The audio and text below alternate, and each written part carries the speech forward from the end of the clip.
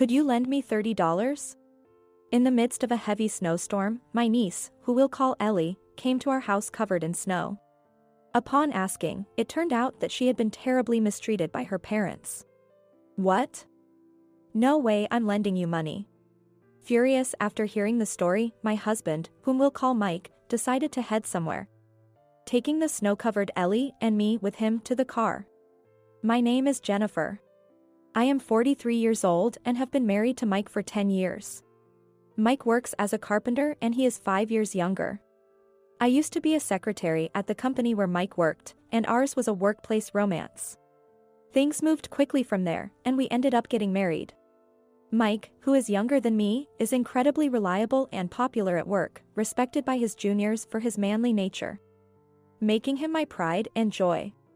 I was the one who confessed my feelings to him, marking the beginning of our relationship. Mike is sincere and serious-minded. When we started dating, he made it clear that he was considering marriage as a possibility, impressing me with his earnest attitude towards work and his personal life, which led me to propose to him a year into our relationship. We decided to get married. I was looking forward to a happier life together, but reality wasn't as sweet as I had hoped. Hey, Jennifer, is the dinner not ready yet? Everyone's already gathered, and you're being too slow. Right after we got married, the first disaster I encountered was at a family gathering at Mike's parents' house. Mike is the middle child of 3 brothers, each with their own wives. While I got along well with the wife of the youngest brother, Jason, I just couldn't click with the eldest brother's wife, Ashley. This incident was what set off those feelings. I'm sorry, I can't leave what I'm doing right now. Mike's family lives deep in the countryside, and every year, a large family gathering like this takes place. It was my first time participating in a family event, and I was overwhelmed by the busyness beyond my expectations. Amanda, the youngest brother's wife, was supportive and actively helped me, but Ashley was different. She seemed to be watching me like a hawk, ready to scold me at the slightest mistake. Even when we first went to greet them for our marriage, I didn't feel welcomed, so I knew she didn't like something about me. But I didn't expect to be so blatantly mistreated. Since then, I've dreaded these family gatherings. Just the thought of seeing Ashley made me sigh, and a week before the event, I would even start to feel stomach pains. You don't have to force yourself to come, you know? If you want, I can talk to my brothers for you. Mike was considerate and offered to help. But not attending could lead to all sorts of talk. It might tarnish Mike's reputation, and I would also miss seeing my in-laws. I adore my in-laws, they've taken to me as if I were their own daughter. I wanted to keep seeing them and not reduce our interactions. So I bravely told Mike I was fine and continued to attend the family gatherings. And so, today, like always, I attended the family gathering. As expected, I was being overworked and nagged by Ashley, who seemed to take pleasure in it. I'm not the most patient person. I can hold my own with the craftsmen on the job site. Even though it's part of being married to my husband and dealing with his family, it's hard to keep quiet when you're constantly being criticized. But I couldn't disrupt the atmosphere there. I forced a smile and tried to keep a cheerful demeanor while responding to Ashley, who sighed at me as if she was fed up. This is why a childless woman. If you had kids, you'd probably be able to plan things out better. Ashley grumbled such snide remarks as she reluctantly brought food to everyone. In every other household, there were already at least 2 children. By the time we got married, I was already over 34, a challenging age for having children. Mike understood how I felt and never pressured me about having kids. I'd rather not have kids than risk losing you to childbirth. My dad and mom were happy enough that a rough guy like me got married. They know I didn't marry you just to have kids, and I want you to know that too. Mike's words and his smile comforted my heart. My parents also never pressured us to have children. Everyone considers my feelings, my well-being, and Mike's feelings, and they kindly give us space in a positive way. I feel fortunate to be in such a comfortable and caring environment. That is, until Ashley made her snide remarks. How old are your kids now? 8 years old, and one was just born last year. After all, a woman's worth is in childbirth. My husband and my in-laws are overjoyed and dote on them. I was serving drinks to another relative right behind Ashley and couldn't help but feel annoyed at her comments, clearly aimed at me. Don't worry about her, Jennifer. She's always like that. I get nagged by her a lot too, so it's best just to ignore her. Thank you. Really, what did my brother see in such a spiteful woman? It's hard to believe her kids, as cute as they are, come from her. After finishing serving drinks, I quickly moved away from Ashley's table, and Mike and Jason's couple welcomed me with open arms. Amanda was pregnant, and the children were playing with each other in the background. For a moment, it was just the adults, and both seemed relieved to have a break from their responsibilities. However, having witnessed how Ashley treated me, Jason and his wife looked appalled, and Mike seemed puzzled. I'm going to have a word with Ashley. This is too much. The uncles listening to her are just giving awkward laughs. Not even realizing what's happening. It's okay, Mike. I'm not bothered by it. And having people who understand me here is enough to make me feel better. You're too kind. It's ridiculous that you have to endure this. That's what being an adult is all about. But if it gets too much, please talk to us or my brother. I'm sure our parents would be on your side if you spoke to them. Knowing everyone was looking out for me made me feel like I could make it in this family. Without allies, I would have been out of here by now. No way I could take all this. While I was holding back tears from their kindness, a mocking laugh came from behind. What's with the gloomy faces? Who are you gossiping about? Brother. The person who appeared was Ashley's husband, the eldest brother, whom we'll call Daniel. Daniel approached near Amanda but sat down between Mike and me with a cigarette in his mouth. Jason took his wife away to the kids as if to protect her from Daniel, glaring at him warily. Boops, your woman was pregnant, right? My bad, totally forgot. Ha ha ha. Without showing any remorse and offering only a hollow apology, Daniel made no move to put out his cigarette, even as he spoke. Moreover, he blatantly blew smoke in my direction, causing me to cough from the overwhelming fumes. I don't care what you think of my wife, but keep your complaints to yourselves. Well, I guess it's natural to grumble out of jealousy when you can't have kids. Laughing crudely, Daniel then walked away to join Ashley. His words pierced my heart, leaving me speechless. Childless. How many more times will I have to hear those words in my life? How many more times will I have to endure this humiliation? Biting my lip in frustration over not being able to have children, I felt a surge of bitterness. Mike, maybe it's better if Jennifer doesn't come next year. Maybe so. Are you saying I won't see Jennifer next year?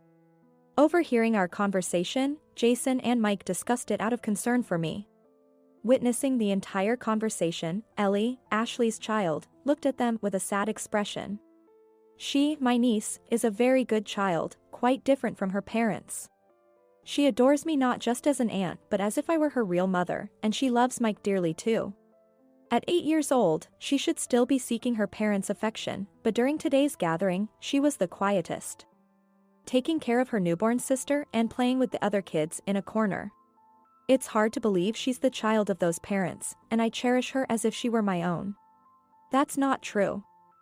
I'll be here next year too, so don't worry, okay? Jennifer. Faced with such a sad plea from my dear niece, I couldn't just nod in agreement. While Ashley was causing a scene with Daniel over not breastfeeding, making a fuss at the drinking table. My sweet niece was sadly watching from the sidelines. What's the big deal about getting a little hurt? For the sake of these young kids who look forward to seeing me, this kind of pain is nothing. With that thought, I steeled myself and gave Mike a determined look, as if to show him my resolve. Meeting you all is something I really look forward to. There's no way I'd just give up such joy willingly. So don't worry. I'll keep coming to see you all next year, the year after, and for as long as everyone grows up and stops coming here. It's a promise. Hearing my words, Ellie's face lit up with a relieved and happy smile. Call me a soft touch if you will. But if I can be a beacon of hope for these little ones, then it's all worth it as an aunt. Seeing this, Mike and Jason's couple smiled as if they'd been defeated, and Mike tenderly stroked my hair. Remember, if it ever gets too tough, you can always tell me. You're the most important to me, after all. Thank you. Their love filled me with joy, and I couldn't help but smile. Little did I know that I would encounter a terrible tragedy in the future. As the evening reached its climax, a greeting was sent from the eldest-in-law, prompting everyone to start cleaning up. While other relatives' wives were actively cleaning up, Ashley, completely drunk, was still happily drinking with the tipsy uncles. Holding back the urge to criticize her for being a mother of young children, I joined in the cleanup. Amanda, with her growing belly, was resting with the children in the back. Really, how can such good kids come from that couple? It's unbelievable. As I carried the finished dishes on a tray to the kitchen, I overheard some relatives' wives gossiping about Ashley and her husband. I hadn't intended to eavesdrop, so I was about to leave the kitchen right after acknowledging them, when a remark made me do a double take in disbelief. They say she yells at them if they don't listen, and might even hit them. What? I wasn't the only one surprised by this revelation. The other wives gossiping were just as shocked. One of them, who had raised her voice in surprise, was quickly shushed by the others, urging her to speak more quietly. The person who had spoken hastily covered her mouth and began to share more details. That couple was reported to the police before. A neighbor worried they were being too harsh on the kids and called the authorities. It led to a report to Child Protective Services, but apparently, there were no visible bruises. Screaming at the kids is heard every day in their neighborhood, or so the rumor goes. I was taken aback by this unexpected information and covered my mouth in shock. The blood drained from my face at the unbelievable story. It's common to get frustrated with kids while raising them. But to lay hands on them or threaten them with words is absolutely unacceptable. It's something that should never happen. Yet, like the previous story, all of this is just speculation. I didn't witness any of it myself, so there's nothing I can do. Ellie, for her part, seems to love her parents and never complains about them. She obediently follows what she's told, showing no signs of rebellion. But what if that obedience is the result of being dominated through force? These thoughts only lead to negative speculation. What's wrong, Jennifer? You look pale. Are you feeling okay? Mike noticed my distress and came over, concerned about me, especially after the earlier incident. I considered telling him, but Ashley and her husband were nearby. It wouldn't be safe to speak carelessly, potentially causing harm to Ellie and her sister. So, I shook my head, pretending nothing was wrong, and said, "Maybe I just got a bit dizzy from the alcohol fumes. I'll go outside for some fresh air." With that, I put on my coat and left the cleanup to the others, stepping outside for a breath of fresh air. Outside, snow had accumulated, and the forecast predicted heavy snowfall starting tonight. The gloomy clouds threatened more snow, and I was lost in thought, recalling the conversation. I wasn't sure if I could make a difference by speaking up. But if Ellie and the others, who adore me so much, are truly suffering as the rumors suggest, I couldn't just stand by and do nothing. As I stood outside with a troubled expression, Ellie, holding her sister, approached me. "What's wrong? It's cold outside, why don't you go inside and play with the others? Jennifer, will you really come back next year? Can we meet like this again?" Perhaps due to the earlier incident, Ellie looked particularly anxious, and her baby sister seemed on the verge of crying. It's not good to keep a baby outside in such cold weather. I knew I had to take them back inside immediately. But seeing Ellie's anxious face, I couldn't just leave her be. I bent down to comfort her, pulling her and her sister into my arms to give them a warm embrace. "Of course. If you're that worried, take this. It's a note with my contact information and address. You can come over to play anytime, okay? With this, you don't have to be afraid anymore, right?" "Yes." Receiving something tangible seemed to reassure Ellie, and a smile returned to her worried face. However, her sister started crying, possibly from hunger, prompting me to hurry back inside with Ellie. After a while, the cleanup ended, and the gathering concluded. Everyone headed to their cars, and we decided to leave, leaving Daniel's family behind. Jason and her wife had already left, and our in-laws assured us they would take care of the rest. "Thank you so much for coming today. Please be careful on your way home." Touched by my kind mother-in-law's words, Mike and I expressed our gratitude and left. Leaving the eldest brother's family behind was worrisome, but with the in-laws there, Their kids should be safe. Or so I thought, naively. Upon returning home and as the night grew late, our doorbell suddenly rang. Who could it be at this time?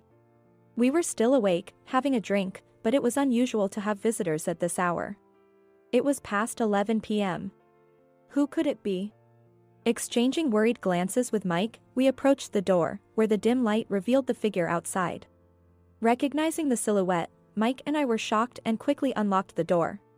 What happened to you two? There stood Ellie, drenched in snow, holding her sister. Ellie's hands were numb from the cold, and her sister was crying, her lips turning purple. Despite being bundled up, the temperature had dropped below 16 degrees Fahrenheit since the snowfall began. Considering the distance they must have walked, Ellie was staggering, prompting Mike and I to quickly bring them inside. Exhausted, possibly from carrying the baby essentials, Ellie slumped down as soon as she entered the room. After Mike prepared some milk for the baby, who hungrily drank it all. I offered Ellie a warm drink and wrapped her in blankets, placing her near a heater to warm up. Gradually regaining her composure, Ellie sat up and sipped her tea calmly. What happened? Where are your parents? As Ellie calmed down, I asked her about the situation, and she began to tearfully explain. It would take a child 2 hours to walk from her house to ours.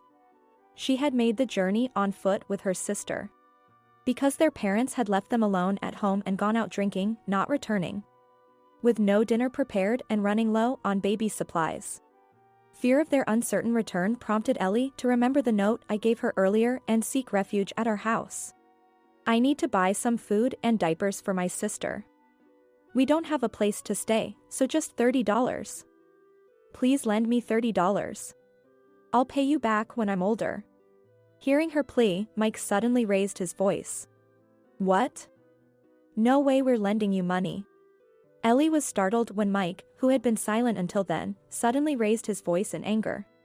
Instinctively, she curled up to protect her head, her body trembling uncontrollably. I'm sorry for being selfish. I won't ask for anything else, I promise. Just don't be mad, please don't hit me. Seeing Ellie's tearful plea, I couldn't help but cry as I embraced her, trying to comfort her. It's okay. No one here will hurt you. Calm down, we won't harm you. I'm sorry, I wasn't angry at you. My bad. So relax, everything's fine. Seeing Ellie's frightened look, I was certain. The rumors about Daniel's family that the relatives talked about were true. It wasn't just a rumor. Ellie and her sister had been living a life oppressed by them. The moment I realized this truth, an indescribable rage surged within me. I can't forgive them anymore. Mike trembled with anger. His outburst was not out of anger towards Ellie. He showed his anger in this way because he couldn't forgive her parents for putting his dear Ellie through such an ordeal. Once Mike had made up his mind, nothing could stop him. He took out his phone, made a call, and then urged Ellie, her sister, and me to get into the car. Let's go, Jennifer. Go? Where to? We can't leave the kids with them any longer. With that, Mike drove us to a certain place. Understanding his intention, I quickly made arrangements in the car. Ellie looked anxious, unsure of what was going to happen. I turned to her with a reassuring smile. No matter what happens to your parents, can you trust me? Will you not hesitate to stay with us? Initially, Ellie seemed confused by my words. But as we arrived at our destination and I gently held her hand, she seemed to grasp the meaning, squeezed my hand back, and nodded firmly. As long as I'm with you and Mike, I'll be okay. Mike and I, having confirmed our resolve, exchanged a determined look and nodded to each other. This was a conversation we continued even after returning home. If the rumors were true, we'd protect Ellie. We hadn't expected to act on our resolve so soon, but our commitment hadn't changed. We brought someone with us and headed to the bar where Daniel and his wife were making a scene. Come on, drink up. Bring more booze. As we approached the bar, we could hear their loud voices from outside. It was unbelievable that adults could leave their children and party into the night like this. Hearing their voices only intensified my irritation, but Mike gently placed his hand on my head. Let's put an end to this. Yes. Agreeing with him, we entered the bar. The staff, unaware of the situation, led us to our seats. Daniel and Ashley were so engrossed in their conversation that they didn't notice us. I discreetly took out my phone and aimed the camera at them. "Are you sure you're okay, leaving a newborn baby at home?" "No worries, no worries. The 8-year-old will watch over her, everything will be fine. We've disciplined her from a young age, so she doesn't dare defy us." At first, she was cheeky, blocking our way, saying she didn't want us to leave. But a little yelling, and she gets scared. She's sensitive to noises, so after we threw things near her a few times, she started obeying. Now she doesn't complain when we leave her with the baby, quite convenient. She's always on edge, watching our every move, isn't it funny? Some say you should discipline without laying a hand, but that's just soft talk by indulgent adults. Proper education means strict discipline. Laughing crudely, the couple unwittingly provided evidence supporting the rumors. Mike and I exchanged glances and nodded just as a man entered the bar. "Welcome, wait, the police." A police officer stood at the entrance, causing the staff to exclaim in shock. The other customers, wondering what was happening, felt a shift from the previously enjoyable atmosphere to one of unease. A restless and tense mood began to permeate the room. "I'm sorry to interrupt. We're actually looking for the parents of these children." With those words, Ellie and her sister appeared. The moment Daniel and Ashley saw them, their faces contorted with shock. "What are you doing here?" "We're so sorry, these are our daughters." "Did they cause any trouble?" In a panic, presumably realizing the gravity of the situation, they hurriedly claimed to be the parents. The police officer adjusted his hat, casting a stern glance at them through the gap. "Leaving your children alone to go drinking, especially on such a snowy night?" The sharp questioning from the officer visibly rattled the couple. Trying to deflect with an awkward smile, Daniel attempted to excuse their behavior. "No, we were just about to head back home. It's just the snow was so severe, we thought we'd wait it out here a bit, right?" "Yes, exactly. It's not like we left them alone on purpose.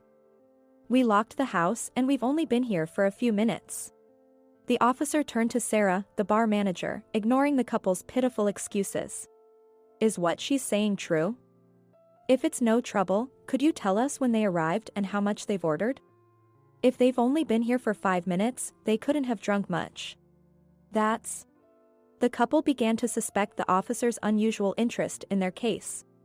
Flustered, they struggled to grasp the situation unfolding before them. The officer continued to press them, delving deeper into their neglect. "What's the matter? Can't speak all of a sudden? Well, have you actually been here for hours, leaving your children alone? We've said it's not true. We just arrived, why won't you believe us? What's with this interrogation?" "That's what I was waiting for."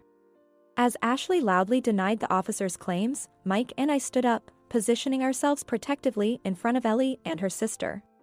They looked utterly bewildered, not understanding what was happening. Their confusion deepened and they appeared even more unsettled when Mike and I showed up. "Why are you here?" "We've heard everything from the children. About you leaving them to go drinking, about the neglect, and about the abuse. We have all the evidence we need. You've been lying, and we know it." At my words, the couple exchanged confused looks.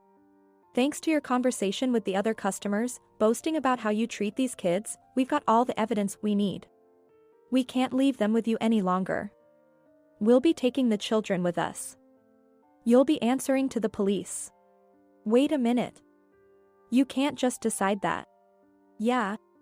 Where's your proof we've been neglecting them? Just give it up."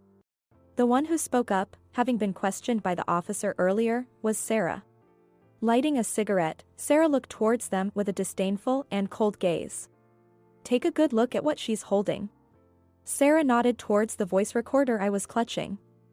She'd immediately realized what it was. "She's got audio, and she's been filming you with her phone." "That officer? They brought him here. I got a call earlier and was happy to help. It was clear you two were out of line. Go to the police and reflect on your actions." We appreciated her understanding and support. The couple still tried to protest, but no one in the bar seemed inclined to help them. Everyone, just like Sarah, must have felt deeply disappointed in the couple. They refrained from intervening due to it being another family's affair, but now that things had escalated, no one showed any sign of stopping what was unfolding. It's disgusting what you've done.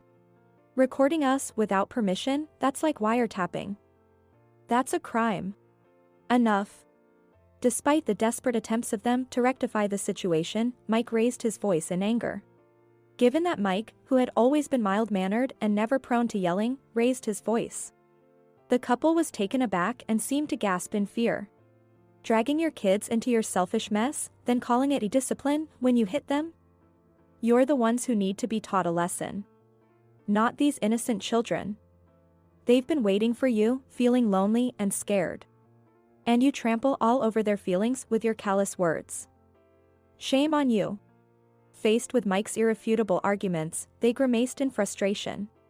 Unable to respond, they faltered for words and awkwardly shifted their gazes, clearly embarrassed by the situation. What do you think she said when she came to our house? Facing the couple's poor grace and defeat, I deliberately met their gaze, peering into their faces. As they averted their eyes, as if to say they couldn't care less, I adopted a sorrowful expression and began to speak. She was blaming herself until the very end, wondering if her parents left because she was a bad child. At my words, Ashley turned to me in shock. She never blamed you too, not even once. She kept asking us if being good would bring you back. No matter how terrible the parents, to a child, they are their beloved and important family. The agony of forcing Ellie to choose to part ways with her beloved parents is something she'll likely never forget. That's why we are determined to make them happy. We, as a couple, will protect them no matter what. This conviction brought us here. I'm sorry. We won't do it again. We'll take proper care of them, please. It's too late. Finally realizing the gravity of the situation, Ashley pleaded in a frenzy, but I coldly dismissed her. We can never trust you with them again. She made her choice. If you truly regret and reflect on your actions, then never have children again. You two don't deserve to be parents. Ellie, holding her sister protectively, uttered only a few words to her parents. Wait, don't go. Please come back. I hate you, Mom and Dad. Don't ever come near us again. It must have been her first act of defiance. After saying that, Ellie, trying not to cry, turned her back on them and tugged at my sleeve, urging us to leave. Leaving the rest to the officer, Mike and I exited the bar. Ashley, unable to let go, caused a scene in the bar and was arrested for disturbance. Daniel followed suit, and both ended up in police custody. Thus, we successfully protected our precious niece from them. The officer was Mike's close friend who agreed to help after hearing the situation. I can't stand parents like them. I'm glad I could help protect your niece. Despite his busy schedule, he willingly assisted us, and we were grateful. Following this, Ellie officially became our foster child through a special adoption process. The testimony from the bar staff and the successful prosecution of Daniel and Ashley for abuse smoothed the adoption process. We explained everything to our in-laws, and Jason and his wife were informed about the outcome. The in-laws were furious, disowning them. They wanted to take responsibility and were supportive in raising Ellie and her sister, often visiting to check on them. Surrounded by everyone's love, Ellie quickly recovered, and her sister thrived healthily. I'm really happy to be your child. Ellie's first Mother's Day card, accompanied by a carnation and tear-smudged words, deeply moved me, and I cherished our happiness with tears. Don't you dare come to my graduation ceremony. If a plain old lady like you shows up, you'll be the laughingstock of everyone. It's my big day. Do not come, ever. I feel dizzy at Emily's words about becoming the laughingstock of everyone. Clearly, Emily doesn't think of me as family. To Emily, I am an embarrassment. Hey, old lady. Where are you right now? The moment I answered the phone, Emily's shrill voice pierced my ears. Emily speaks rapidly, her voice laced with panic. It seems she's in a state of panic. Leaving such a ridiculous note, you think you'd be forgiven? Where are you now? Come back home immediately. I can hear Alex's voice too. They are both frantically worried. My name is Rachel. I'm a 39-year-old part-timer. I've been juggling part-time office work at a local real estate agency with raising my daughter Emily and managing household chores for over a decade. I married Alex 12 years ago. Alex had Emily from his previous marriage. I met Alex at the workplace where I worked before getting married. Back then, I was employed at a construction company, and Alex would come in to do sales. Our company was strict with suppliers, but I had a good impression of Alex, who always came with a smile and a positive attitude. I once recommended the products Alex was selling to my company. I wanted to be of help to him. As a result, his company was thankfully selected. This led to us going out for meals several times, which deepened our relationship, and he eventually proposed. I happily accepted his proposal, quit my job in celebration, and started preparation for the wedding. Just before the wedding, Alex confessed that he was living with his 6-year-old daughter. At first, I thought it was a lie. It was a hard story to believe. But it was true. I met Emily a week before the wedding. Perhaps Emily was so shy that she hid behind Alex and wouldn't come out to me. That's when I decided I would live with them for Emily's sake. I thought, I will make Emily a fine adult. I decided to take good care of Emily until she graduated from high school.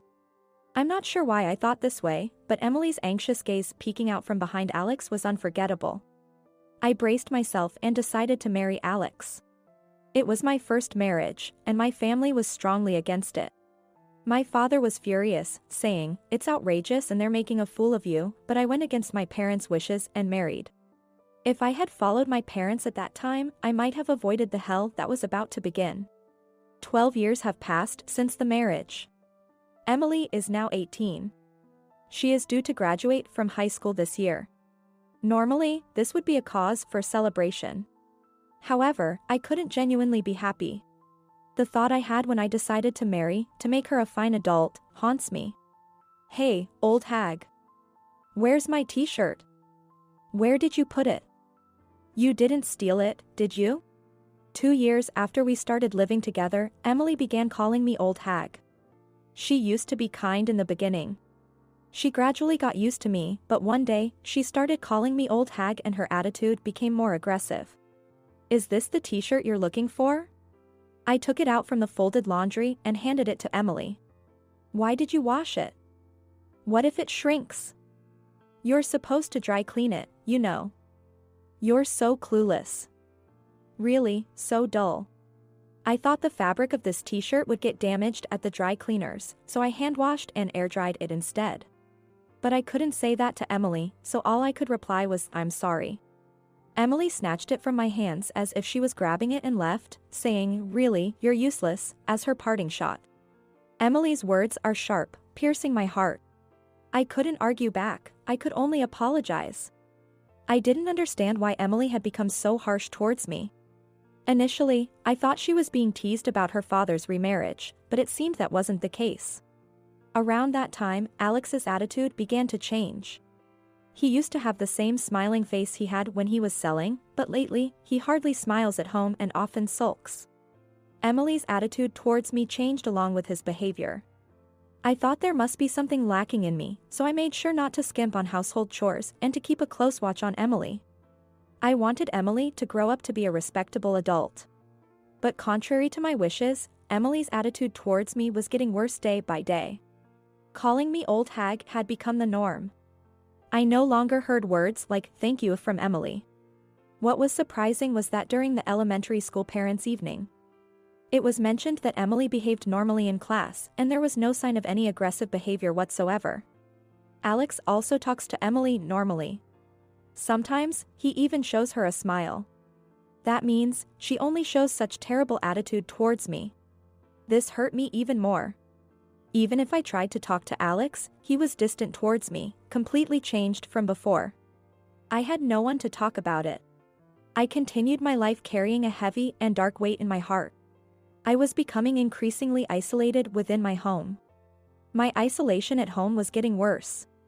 Since middle school, Emily stopped telling me about school, and Alex would attend events.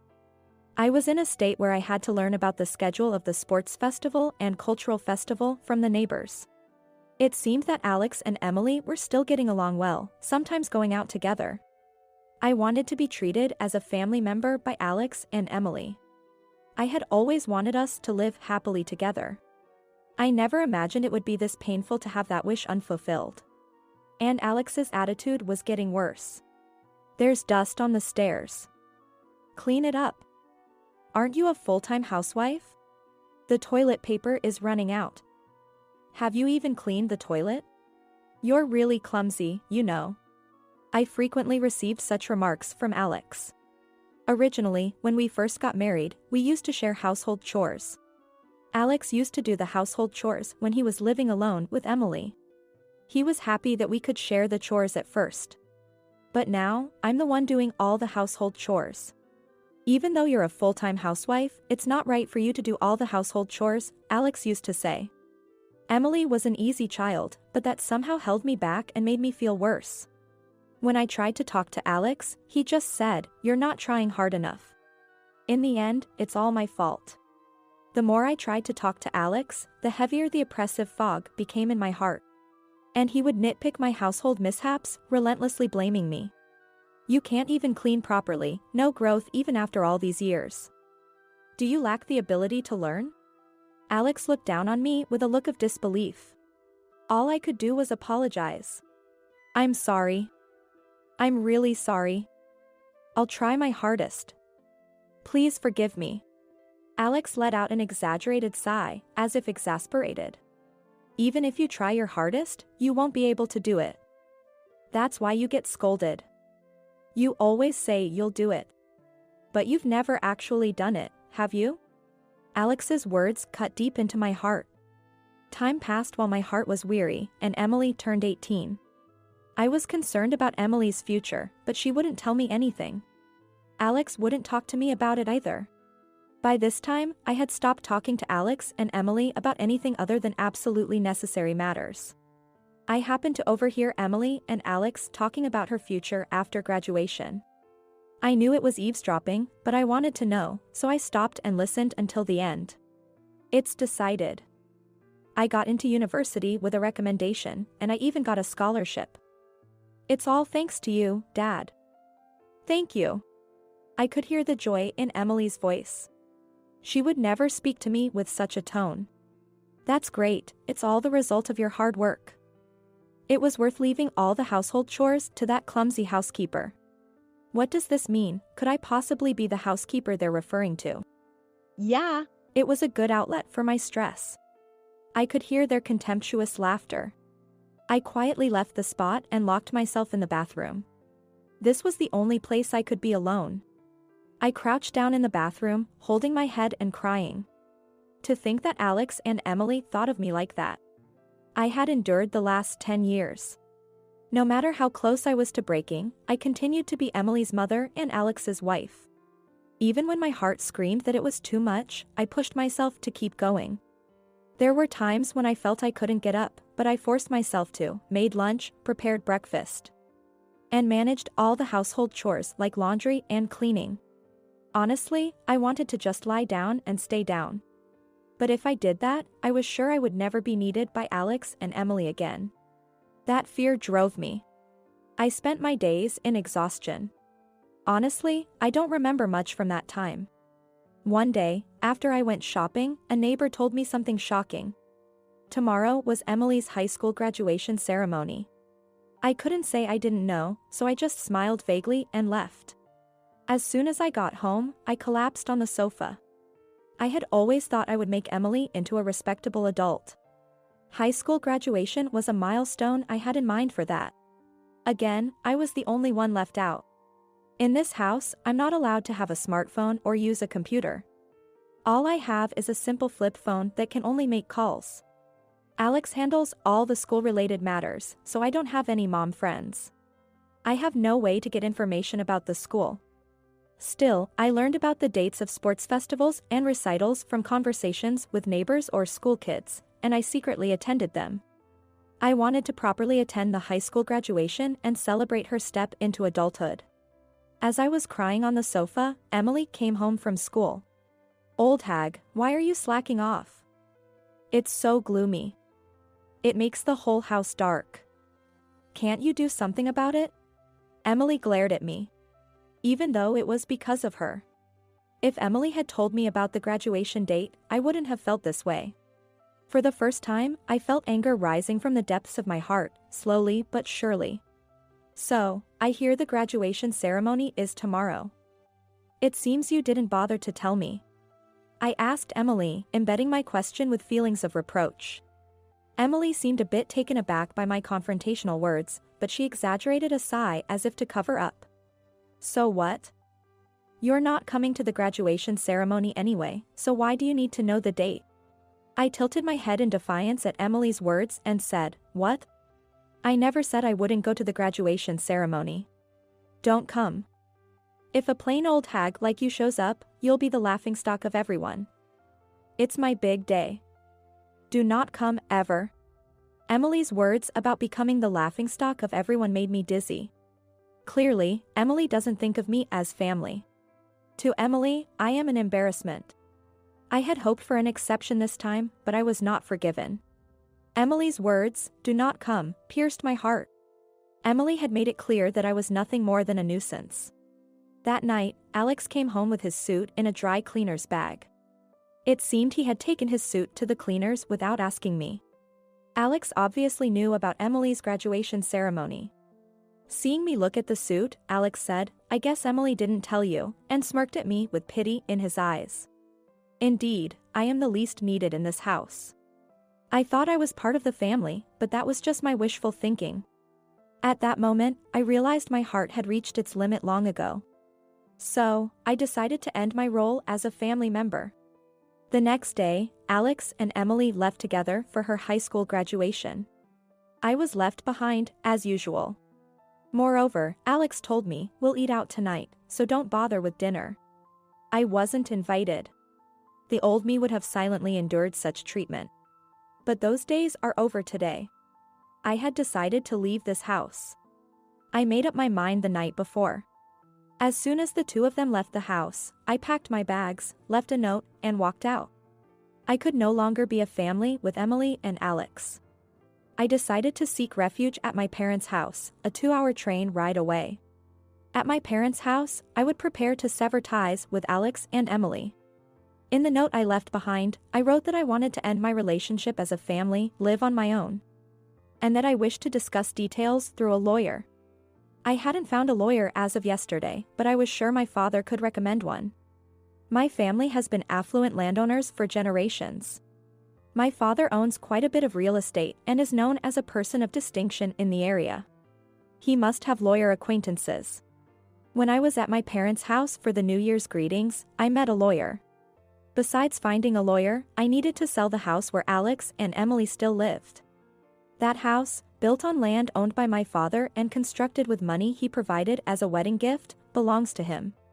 I had been gradually repaying my father with the money I earned from my part-time job in real estate. This real estate job was also something I got through my father's referral. The house, including both the building and the land, is owned by my father. Legally, it's registered in his name. At the time, Alex probably thought the house was a gift and never questioned the ownership. Likely, he was too afraid to upset my father and risk losing the gift. Alex is extremely timid at home.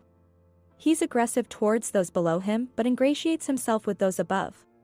I shared the events that led to this moment. As I spoke, tears wouldn't stop flowing. My sobs interrupted my story many times, but my father listened until the end. I saw tears in his eyes too. I was relieved that he didn't criticize my decisions back then. In the end, he simply said, "You've had a tough time." Afterward, my father made several phone calls, and soon, lawyers and real estate managers were at our house. Everything happened quickly after that. It was decided that the house would be demolished. The demolition was scheduled for a week later. In the note I left, I wrote, "Please move out within a week." My father commented sarcastically, "That's quite kind of you." But I just didn't want to deal with complaints later on. The week passed as I consulted with the lawyer about the divorce. I also told my mother about the divorce, and we cried together. I'll never forget the moment my mother's face turned fierce for a second. My father and I also discussed my future. Above all, I needed to establish a new life foundation. It honestly took a lot of courage to tell my parents, and it was hard, but once I did, I felt lighter and was able to sleep soundly for the first time in 10 years. A week passed relatively peacefully at my parents' house, and then my phone rang. As expected, it was Emily. To be honest, I didn't want to talk. Recalling Emily's past treatment brought back a dark stain on my heart. I decided to ignore the call. But the calls kept coming, both from Emily and Alex. They must have been calling about the note. Perhaps the demolition company had contacted them. For 10 years, Alex and Emily have been calling me old lady and hag. They have been exploiting me. I had endured such inhumane treatment for too long. The thought of dealing with them again sent shivers down my spine. But I couldn't keep running away. I needed to settle the past to move forward. And I couldn't feel at peace if I just kept running away. After all the mistreatment, I had to give Alex and Emily a piece of my mind. With resolve, I answered the phone. "Hey, old lady. Where the hell are you?" As soon as I pressed the call button, Emily's shrill voice pierced my ears. Her tone was rapid, tinged with panic. It seemed she was in a state of panic. "Leaving such a ridiculous note, you think you'd be forgiven? Where are you now? Come back home immediately." I could hear Alex's voice too. Both were in a frenzy. I imagined Emily returning from the graduation ceremony. Coming home to no old lady to vent her stress on must have been a shock. Especially finding a note saying she's divorcing and needs to leave the house.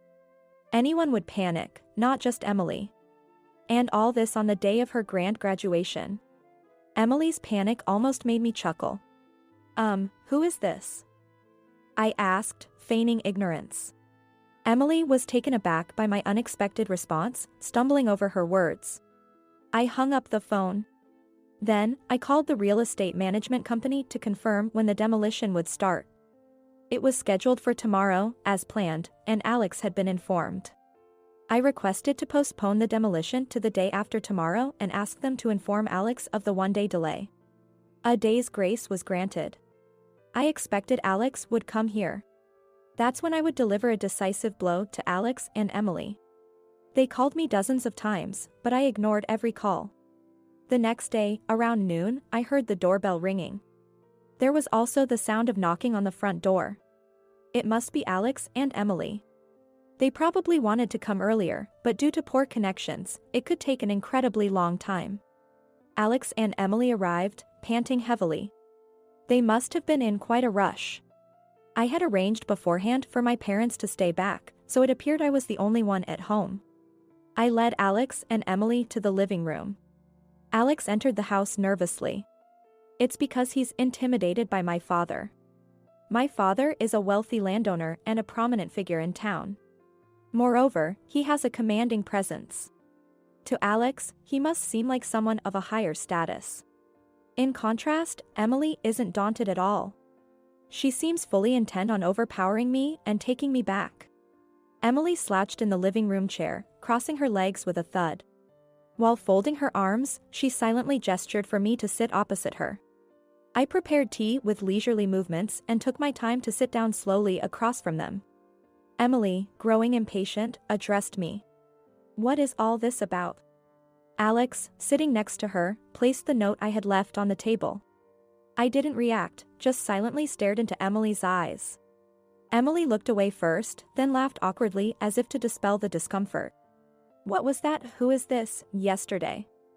Your acting was terrible." I continued to stare silently at Emily. Feeling uncomfortable under my gaze, she shifted in her seat and continued. "Sorry, but it's impossible for a clumsy old lady like you. You can't live without relying on us. You're just trash." I almost reacted to Emily's harsh words, but I held back. Because I noticed a tremble in Emily's voice. She must be bluffing quite a bit. Alex has been silent up to this point. He's probably just watching how things unfold. "Don't be stubborn, just come back home." Emily is berating me with harsh words, trying to confuse and bring me back home. The more agitated Emily became, the calmer I responded. I don't have a family, do I? Oh, I have parents, but you two aren't my family, right? Emily, for her part, must be feeling cornered. She began to speak in a raised voice. What are you talking about? Dad and I are your family. Right, Dad? Emily, feeling disadvantaged on her own, sought help from Alex. Alex glanced around nervously, and upon confirming they were alone, he seemed relieved and started talking to me. That's right, you can't live without us, just like Emily says. So you're coming back. With my parents out of sight, Alex suddenly started acting arrogantly. Looking back, I wonder how small-spirited a man he is. Didn't you hear that? I have no family. I responded firmly. No matter what Alex and Emily said, I continued to treat them as strangers. Neither Alex nor Emily is my family. If they were family, they wouldn't treat me like a slave. A family should support and help each other, especially when someone is in trouble. But Alex and Emily were different. They treated me as a servant and an outlet for stress for 10 long years. Alex and Emily insisted that this was normal. They didn't realize how terrible and wrong it was. They oppressed me without realizing it. I'm amazed I endured it for 10 years. I'm impressed with myself. It all started when I saw Emily peeking from behind Alex. I was bound by the promise I made to myself to raise Emily into a respectable adult. For this promise, I devoted myself to Alex and Emily with all my might. That's why I endured until her high school graduation. I had decided that Emily's graduation and departure from high school would mark the end of my commitment to her. I hoped that by then, Alex and Emily would have a change of heart and improve their attitude towards me. Naturally, Alex and Emily betrayed my expectations, leading to this situation. Their behavior the day before the graduation ceremony sealed everything. That's why I'm confronting them with the appropriate attitude now. Alex and Emily are no longer my family. That's why I don't treat them as family. Perhaps realizing the meaning behind my treatment as strangers, Emily changed her approach. We're family, right, Mom? Stop this silly act, please. Suddenly, old hag has changed to Mom. Emily must be realizing things won't go as before. Alex, too, watches us nervously, holding his breath.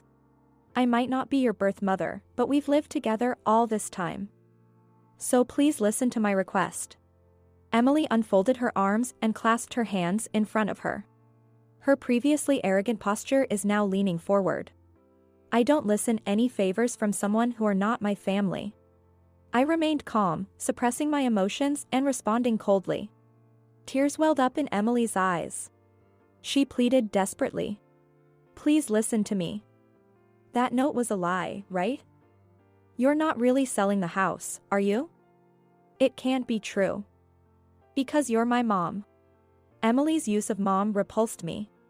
Moreover, her main concern seemed to be about the house. She must be anxious about losing the house. The house is indeed going to be gone. My question is that it's really what they are concerned about. In the end, it seems all that matters to them is having a place to live, whether I'm there or not. No matter how much Emily pleads, my feelings won't change. Emily kept her face down. It seemed like she was crying. What kind of joke is this? Seriously, cut it out with the snide attitude. Alex, perhaps unsettled by Emily's tears, lashed out at me. What's with that note? Come back immediately and stop the demolition. Alex ranted angrily in a rapid-fire manner. I can't do that. It's already been decided. I continued to respond in a voice strained with suppressed emotion. Do you think you can do this to your family and be forgiven? That's why I keep saying you are not my family. Neither Alex nor Emily seem to be listening at all. Enough already. Haven't I told you, we're not family? How many times do you think I've repeated the same words? Suddenly, Alex stood up and slammed his fist on the table. Cut the crap. I was startled but managed to suppress my emotions and not react. Who's joking here? It's impossible to act like a family now after not being treated as one for 10 years. I realized my voice came out harsher than I thought. I was angry too. I didn't show it, but anger was welling up from deep inside me, ready to erupt like a volcano. I couldn't forgive Alex and Emily's selfish actions to such an extent. They trampled on my decade of hellish suffering and my efforts to overcome it. I tried to become a family with Alex and Emily. However, they rejected that, mocked me, and took advantage of me to the fullest. They will never understand how lonely and painful it was to be left out. Despite my repeated wishes to be treated as family, they never came true. It took me 10 years to give up. Despite my efforts to build a relationship as Emily's mother and as a family, it ended like this. A self-mocking smile appeared on my face. Seeing my dry smile, Alex and Emily looked at me in shock. Alex seemed to lose his strength and slumped back into his chair.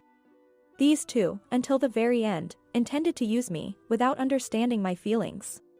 No matter how much I cared for Alex and Emily, they never cared for me. Even though I cherished them, they never cherished me. And then, when they found themselves in a tight spot, they tried to use me by saying things like we're family, which they never believed. It's just too convenient.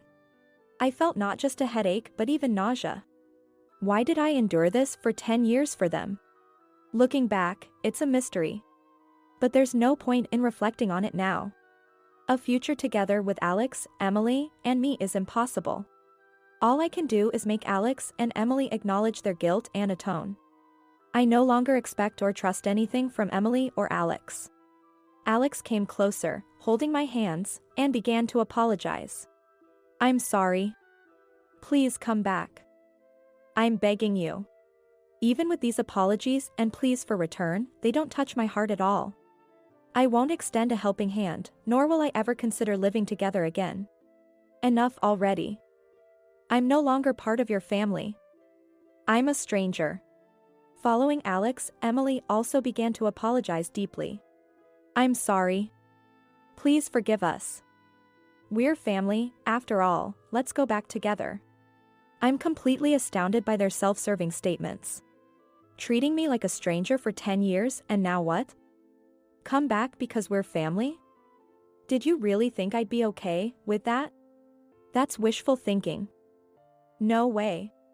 It seems I'm no longer able to remain calm. Words just come spilling out, driven by momentum. Words that I would never have said before are now escaping my lips. Words I had held back out of consideration for Alex and Emily are now pouring out. I don't want to hear your excuses. I can't trust any words from you. I can never think of us as a family ever again. At this point, I placed a piece of paper in front of Alex. It's a divorce petition. Of course, I already submitted it to courthouse. You will get the response papers of divorce from courthouse.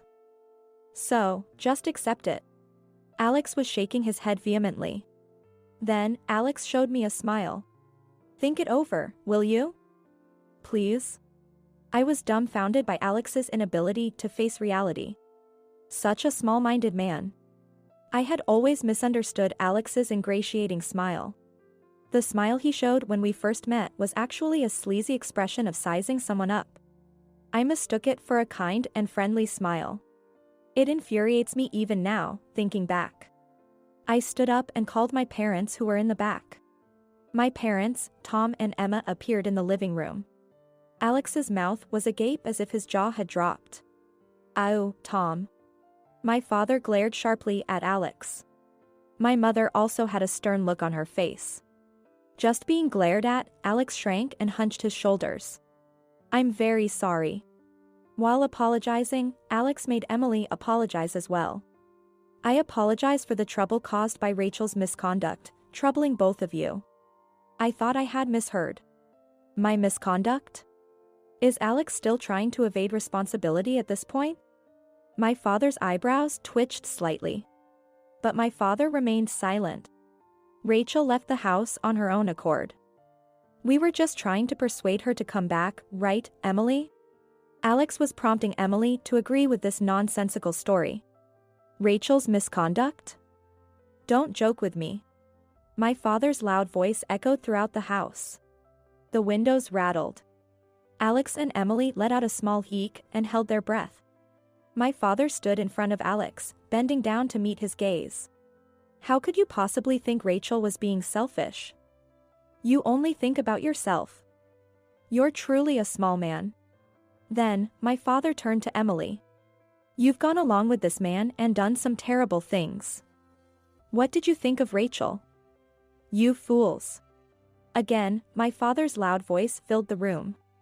Emily was so scared that her body was shaking. My father stood up, towering over them in a formidable stance. Emily, you've been causing trouble at school too, haven't you? I've had it investigated. Indeed, through my father's connections, we hired a detective agency to look into Emily. And it turned out she had been extorting money from a fellow student at school. The victimized girl was too scared to consult anyone, but my father has been making preparations to file criminal charges. Emily had been doing the same thing at school as she did to me, looking down on others. Emily exclaimed, "How come?" with her eyes wide open. Did that snitch rat me out? I felt like I was seeing Emily's true nature. Absolutely no remorse. She's probably only thinking about getting through this situation. Alex, you too. You've been embezzling company funds. This was also revealed through the detective agency's investigation. Alex had been making up fake business trips. My father had hired the detective agency to strengthen my position in the divorce, but it unearthed shocking facts about both of them. Why would you go that far? Was it her? Alex's reaction was similar to Emily's. No remorse whatsoever. Their inability to accept their situation is just too much. They won't get away with just punishment from me, they'll face social sanctions too. Then, my mother spoke up. All right, the discussion is over. Accept the divorce and leave this house as soon as possible. Alex was sobbing and muttering, "No, I don't want to," but he seemed to give up finally. He sat down with a dead look on his face. I glanced at the clock. It was almost 7 p.m. The last train heading up is at 7:30 p.m. If they miss that, there will be no trains until tomorrow morning. In a small town like this, there are no taxis available. If they don't catch the last train, Alex and Emily won't make it to the demolition tomorrow. They probably haven't packed anything, thinking they could persuade me. As I hesitated to tell them this, Emily suddenly started acting sulky and said something unbelievable. But this divorce was initiated by you, right? Dad should get alimony. Maybe Emily was resorting to defiance after being exposed. Both my parents looked surprised. That's impossible. What you've done is essentially domestic violence and a crime. Emily flinched for a moment but defiantly retorted, "Show me the proof then." I placed a notebook on the table. This is a diary I started writing since I got married. Emily gave me a scornful look. You don't have a smartphone or a computer, what kind of evidence do you have? It seems you're unaware that a diary can be a valid piece of evidence. Not just videos, audio, or photos. Emily looked dumbfounded. Right, even the lawyer agreed. This diary is a valid piece of evidence. Alex and Emily, resigned, hung their heads. I exaggeratedly checked my wristwatch. The last train up has already left. You won't be able to get home tonight. My mother looked at Alex and Emily with a smug expression. Indeed. There are no taxis around here. I wonder if there are any convenient hotels around. Now that everything is settled, please leave immediately. Alex and Emily were hurried out of the house. From the second-floor balcony, I could see them rushing towards the station, probably unable to believe how early the last train was.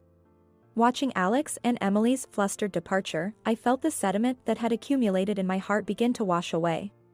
Some loose ends remained, but I felt a sense of closure. Alex and Emily, having missed the last train and unable to catch a taxi, ended up walking for about an hour to a hotel where they stayed the night.